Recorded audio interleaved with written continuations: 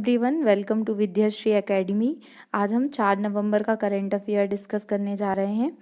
तो आज का मोटिवेशनल थॉट है, जो कभी संघर्ष से परिचित नहीं होता, इतिहास गवाह है कि वह कभी चर्चित नहीं होता। ये बहुत ही अच्छी लाइन है जो हमेशा हमें आगे बढ़ने की प्रेरणा देती हैं। देखिए, हम सभी की लाइफ में एक टाइम ऐसा आता है जब हम संघर्षरत रहते हैं और हमें लगता है कि कुछ भी अच्छा नहीं हो रहा, लेकिन ये संघर्ष ही है जो हमें आगे बढ़ाएगा। आप एग्जाम्पल ले लीजिए, आपने भगवान श्री कृष्ण का जीवन देखा होगा, भगवान राम का जीवन देखा होगा। उनके जीवन में क्या कोई संघर्ष नहीं थे?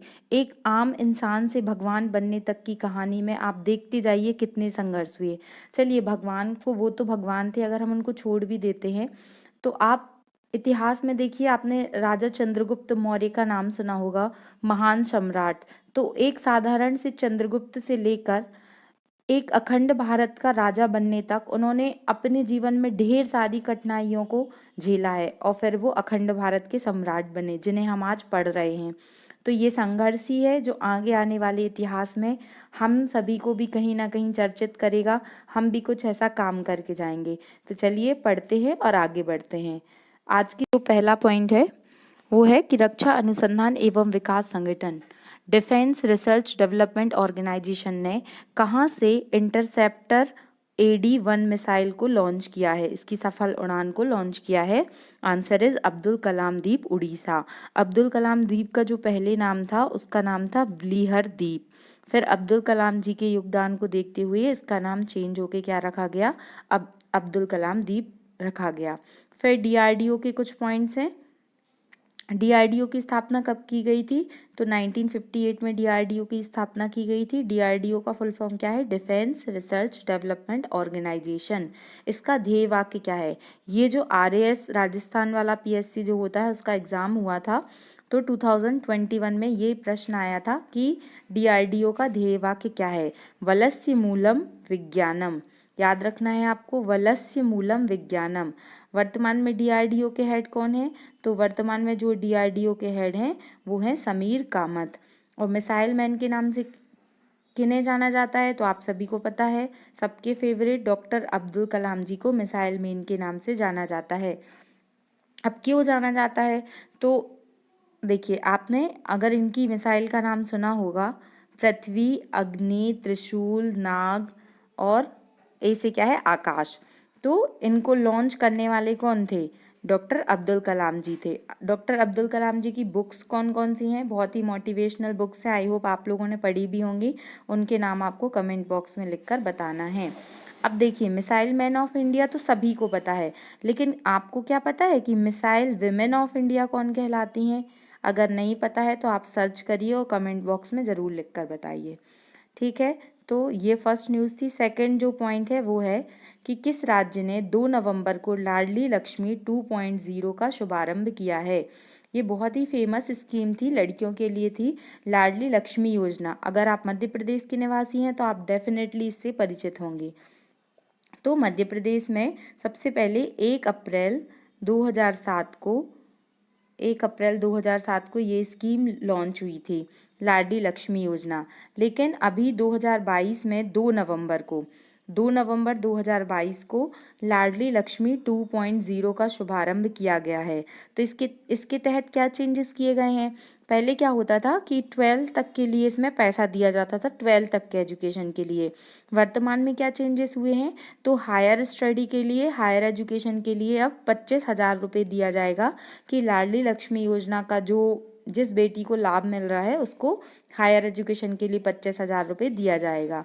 ओके, इससे रिलेटेड और क्या अभियान है? और इसका जो ध्येय वाक्य रखा गया है, थीम रखी गई है, बेटियों को पढ़ाओ, सिखाओ और आत्मनिर्भर बनाओ। बेटियों को पढ़ाना है, सिखाना है और आत्मनिर्भर बनाना है। स्कूल चले हम अभियान आपने बहुत एडवर्टाइजमेंट देखा होगा। इसकी शुरुआत उत्तर प्रदेश से हुई थी। और मिशन लाइफ गुजरात से लॉन्च हुआ था और इसका संबंध इकोसिस्टम से है। ओके, तो आई होप आपको याद हो गया होगा कि लाडली लक्ष्मी योजना 2.0 का शुभारंभ मध्य प्रदेश से हुआ है। तो मध्य प्रदेश के मुख्यमंत्री कौन है? शिवराज सिंह चौहान जी, जिन्हें हम मामा जी बोलते हैं। फिर सतर्कता आयोग, केंद्रीय सतर्कता आयोग ने सतर्कता जागरूकता सप्ताह कब से कब तक मनाया है? 31 अक्टूबर से लेकर 6 नवंबर तक मनाया है।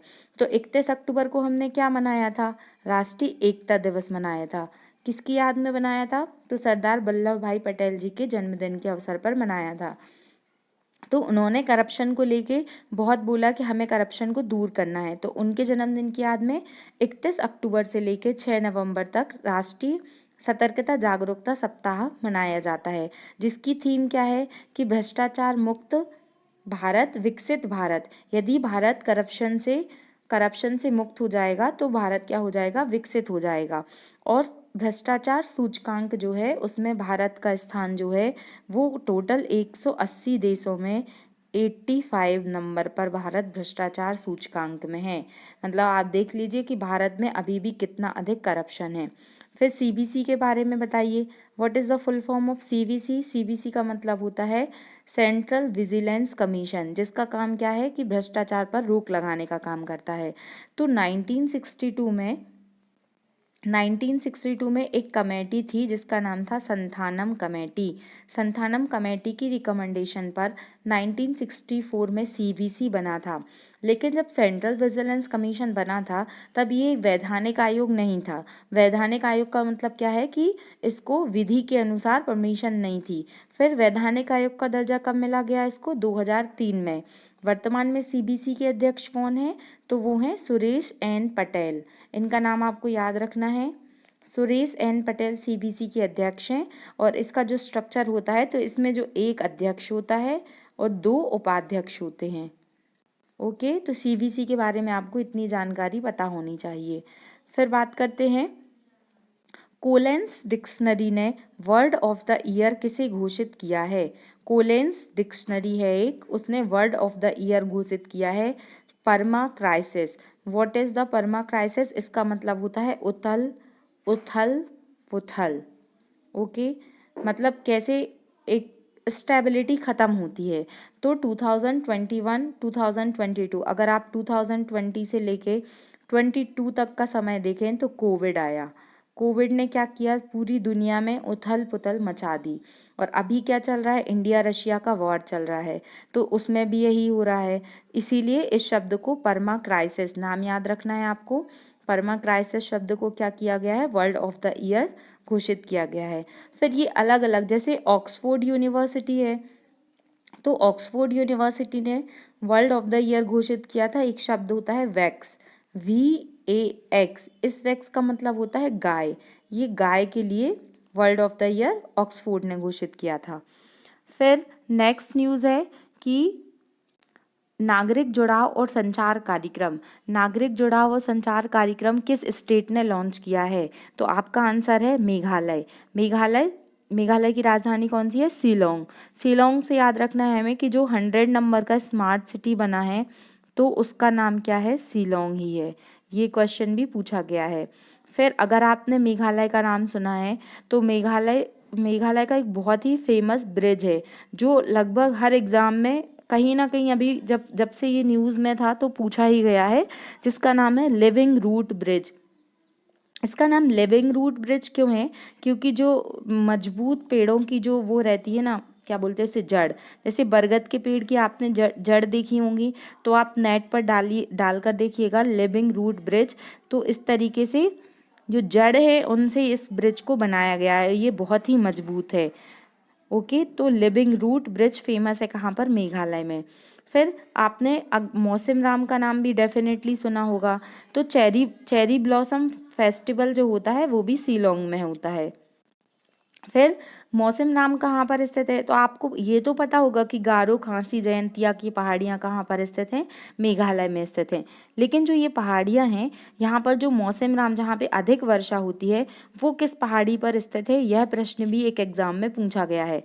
तो आपका आंसर है खांसी। अब इतना अधिक बारिश होती है इस पहाड़ी पर कि खांसी आ ही जाती है, खांसी सर्दी हो जाती है। तो ऐसे याद रखिए आप, मौसम राम सर्वाधिक वर्षा वाला स्थल है। तो अभी भी क्या मौसम राम में ही सर्वाधिक वर्षा होती है या कहीं और पर होती है? चेरापूंजी मौसम राम आपने सुना होगा। तो आप आंसर में बताइए कि वर्तमान में सर्वाधिक वर्षा कहाँ पर होती है? तो ये मेघालय वाला आपको याद हो गया इतने पॉइंट्स। फिर प्रदर्शन ग्रेडिंग पार्टी, प्रदर्शन ग्रेडिंग इंडेक्स, यहाँ पर इंडेक्स होगा। प्रदर्शन grading index means performance grading index है एक, ये एजुकेशन से रिलेटेड रैंकिंग को बताता है। तो इसमें बोला गया है कि जो इंडिया का जो रैंक मिला है उसको तो उच्च श्रेणी स्तर का सेकंड रैंक मिला है। देखिए इसको थोड़ा समझिए, 1 से लेके 1000 तक, 1 से लेके 1000 तक के बीच में जो आपका स्कोर मिलेगा तो उसको स्कोर 1 फर्स्ट रैंक दिया जाएगा, और जो 901 से 950 के बीच में जिसका स्कोर आएगा तो उसको सेकंड स्कोर दिया जाएगा। तो इंडिया में कोई भी ऐसा स्टेट नहीं है जिसका स्टेट लेवल 1 में नाम आया हो। इंडिया के 7 ऐसे राज्य हैं जिनका नाम लेवल 2 में आया है। वो राज्य कौन कौन से हैं? तो उसमें मध्य प्रदेश का नाम तो बिल्कुल भी नहीं है, उसमें है राजस्थान है, महाराष्ट्र है, इस तरीके से गुजरात है, केरला है, तमिलनाडु है, ऐसे कुछ नाम हैं। तो आपको सातों नाम याद नहीं रखना है, लेकिन थोड़ा एमपी में आप याद रखिएगा कि मध्य प्रदेश इसमें नहीं आया है। इसमें ये बताया गया है कि टीचर और स्टूडेंट का रेशो कैसा है। तो जो प्राइमरी स्कूल है वहाँ पर 26 बच्चों में 1 टीचर पढ़ाते हैं, और जो हायर एजुकेशन है वहाँ पर 19 बच्चों में 1 टीचर पढ़ाते हैं। तो ये तो आंकड़े हैं, ऐसा वास्तविकता में तो है नहीं, ये तो हम सभी जानते हैं, लेकिन कोई बात नहीं, हमें पढ़ना तो पड़ेगा ही। ठीक है, तो ये न्यूज़ हो गई हमारी। अब कुछ पॉइंट्स और बचे हुए हैं जिसमें महत्वपूर्ण है ये पॉइंट, इसको याद रखिएगा आप, कि दुनिया की सबसे बड़ा पांडुलिपि, पांडुलिपि मतलब यहाँ पर हस्तलिखित, हाथ से लिखा हुआ, नॉट टाइपिंग वाला काम नहीं है, यहाँ पर सब कुछ हाथ से लिखा हुआ ग्रंथालय कहाँ बनने जा रहा है? गुजरात में बनने जा रहा है।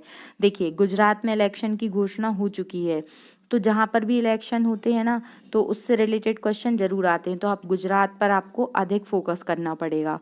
भारत का पहला सौर ऊर्जा संचालित गांव, अभी कुछ दिन पहले हमने पढ़ा था मोटेरा गांव। मोटेरा गांव कहाँ पर है? गुजरात में स्थित है। ये 100% सौर ऊर्जा से चलने वाला गांव है। ठीक है, तो दुनिया का सबसे बड़ा पांडुलिपि हस्तलिखित ग्रंथालय कहाँ पर बन रहा है? गुजरात में बन रहा है। फिर Asia first CNG terminal, IMP आ चुका है यह प्रश्न। एशिया फर्स्ट सीएनजी टर्मिनल जो है वो कहाँ पर है? भावनगर में लॉन्च हुआ है। What is the full form of CNG? CNG इसका फुल फॉर्म आपको कमेंट बॉक्स में लिखकर बताना है। फिर नेक्स्ट न्यूज़ है कि केंद्रीय पुलिस फोर्स, केंद्रीय रिजर्व पुलिस फोर्स सीआरपीएफ में बिहार सेक्टर की आईजी कौन बना है? अब ये प्रश्न आप सोच रहे होंगे शायद कि ये न्यूज़ क्यों पढ़ा रही हैं आप, ये बिहार सेक्टर की आईजी कोई भी बने उससे हमें क्या मतलब, ये तो इतना महत्वपूर्ण नहीं लग रहा। लेकिन सुनिए, देखिए पहली बार कोई महिला जो है वो सीआरपीएफ की आईजी बनी है, तो ये बहुत ही गर्व की बात है, इसलिए हमको इसको पढ़ना पड़ेगा और पेपर वाला पूछेगा, क्योंकि जब भी कोई चीज़ पहली बार होती है ना तो वो एग्ज़ाम में ज़रूर आती है। इनका नाम है सीमा ढूंढिया। अब देखिए कोई भी महिला साधारण सी तो महिला बन नहीं पाएगी, तो इनको ढूंढ ढूंढ के बनाया है कि ये काफ़ी अच्छी हैं, इनको ढूंढ ढूंढ के बनाया है। तो आप सिर्फ ढूंढिया याद रखिए और आपको ये हमेशा याद रहेगा कि बिहार सेक्टर की पहली आईजी सीआरपीएफ की कौन बनी है? तो सीमा ढूंढिया जी बनी है। ओके, सीआरपीएफ का निर्माण कब हुआ था? तो 1939 में हुआ था, ये बहुत पहले की ये संस्था है। फिर 1949 के एक्ट के तहत इसका नाम चेंज किया गया था। ओके, ये याद हो गया आपको इतने फैक्ट। अब operation vigilant storm, operation vigilant storm किन 2 देशों के बीच में हुआ है? साउथ कोरिया और अमेरिका के बीच में हुआ है। तो यहाँ पे सिर्फ आपको बस ये याद रखना है कि विजिलेंट स्टॉर्म किसके बीच में हुआ है? साउथ कोरिया और अमेरिका के बीच में हुआ है। साउथ कोरिया की कैपिटल क्या है? तो साउथ कोरिया की कैपिटल क्या है जहाँ पर अभी हैलोवीन फेस्टिवल, हमने 2 दिन पहले के करंट अफेयर में डिस्कस किया था कि हैलोवीन फेस्टिवल में क्या हुआ था, कैसे कार्डियक अरेस्ट के कारण कितने सारे लोगों की मौत हो गई थी। साउथ कोरिया की कैपिटल क्या है ये आपको कमेंट बॉक्स में लिखकर बताना है।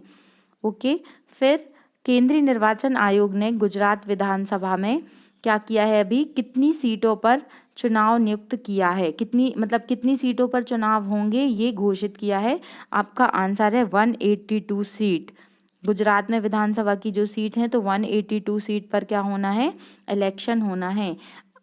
आपको पता है कि गुजरात में जो स्टैचू ऑफ यूनिटी है उसकी हाइट कितनी है, तो उसकी जो हाइट है ना और यहाँ की जो विधानसभा की सीटें हैं इनका रिलेशन है, इस बारे में आप पढ़ कर आइएगा।